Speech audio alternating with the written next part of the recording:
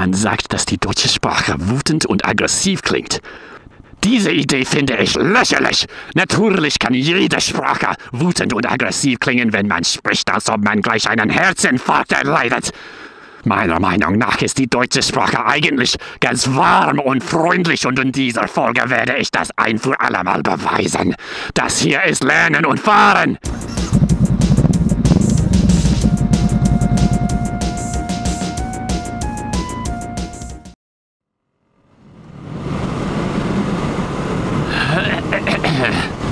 I did 7 takes of that intro and I'm worried I might lose my voice now. I'm gonna do my best.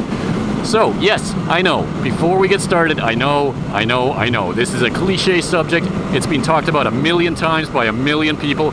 When I started this channel, I swore I would never do a video on this subject because it is such a cliche that the German language sounds angry and aggressive. But it's something that I just keep hearing over and over, not just on movies or television shows or on the internet, YouTube, stand-up comedians, but in real life as well. Just this week I had a coworker say, I don't know why you're learning German. It's such an angry language.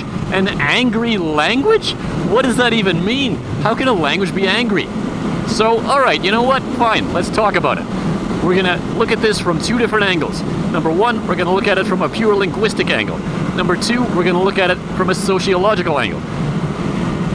I'm gonna offer my pet theory on the subject, and then that's it. I'm never going to mention it again. So, let's start with a possible phonetic explanation. Phonetics is related to phonology. Phonology is the study of the sounds that it's possible to make in a given language. Now, languages don't all have the same phonology. It's possible for language A to have sounds that don't exist in language B and vice versa. And in fact, there's a great variety of phonologies across the world if you look at all the different world languages. English and German have a fairly hefty overlap, but there are some sounds in German that are very hard for English speakers to nail, and there's a couple of sounds in German that don't exist at all in English. So is that the reason why English speakers tend to say that German sounds angry? Is because these sounds in German that don't sound like English sounds, they just sound foreign, they just sound alien? Is that it? Is it xenophobia? Well, maybe. Let's take a look. The German R in particular is hard for English speakers to nail. For example, lass uns darüber reden. That reden, I mean, you can say it with an English R. You can say lass uns darüber reden, but you're speaking with an accent. If you want to say it the way a German person would say it, that re comes from the back of the throat. Reden.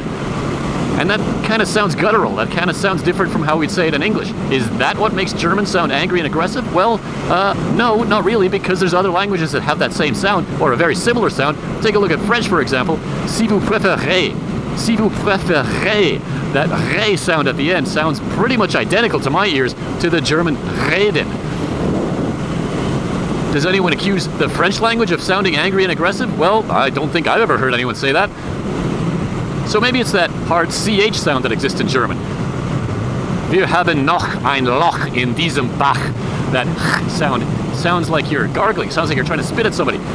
Is that what makes German sound angry and aggressive? Well, again, if you look at other languages or even dialects of English, that sound exists elsewhere as well. In Scottish or in Scouser English, if you're from Liverpool.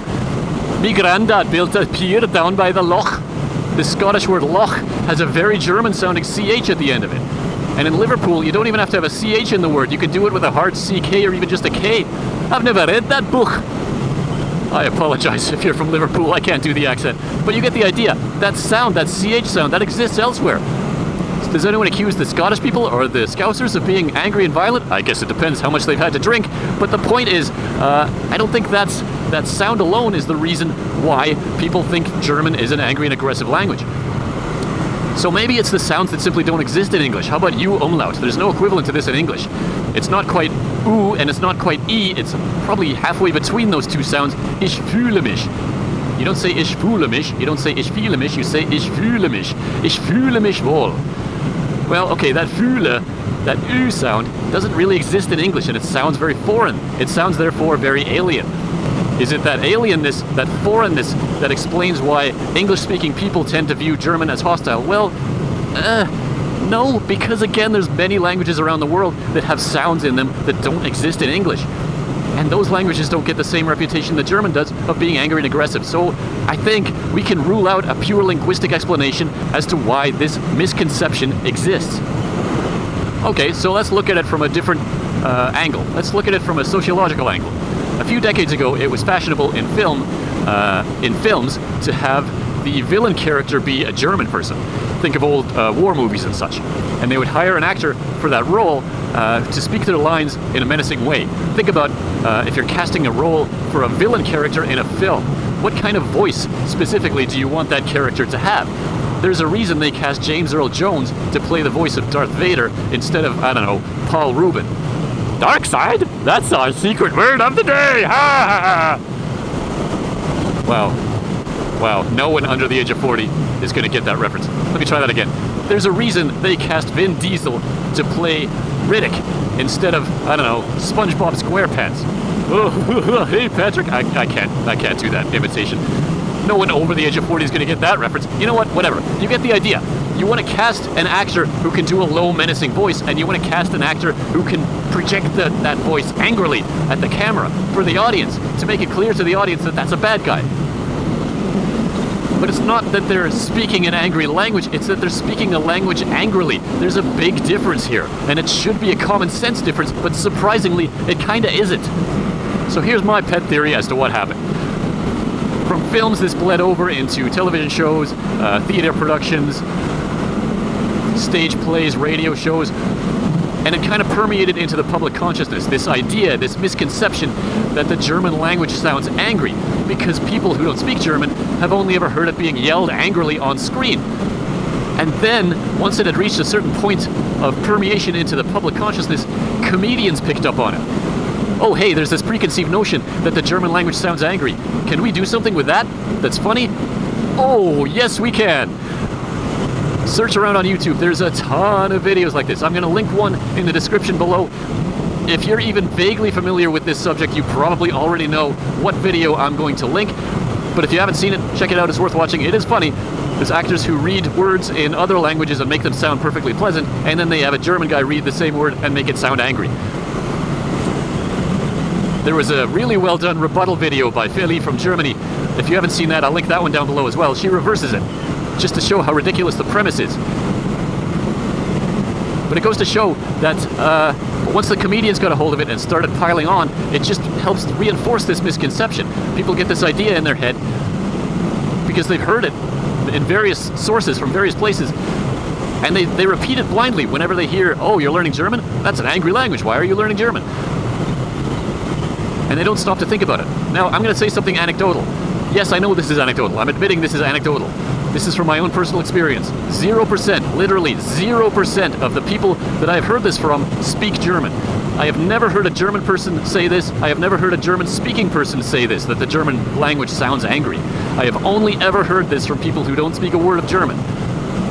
And it's because they don't have that experience in the language that they've just picked up on this misconception that's been spread for decades now in popular culture. And they repeat it blindly without even thinking about it. If they actually sat down and listened to a couple of German people speaking, they would quickly find that the language sounds perfectly normal. It sounds like any other language.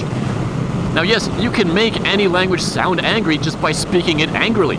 But again, it's not the language that sounds angry there, it's the way you're speaking it.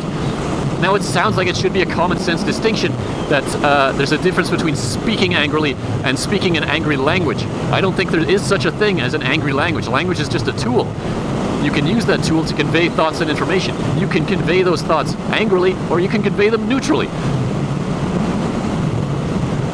But either way, it's not the language that's angry, it's the way you're speaking it. Now, if you're watching this channel, you're probably already at least a little bit familiar with the German language, so you probably already have your take on this subject. You've probably already heard this misconception and you've already formed an opinion on it.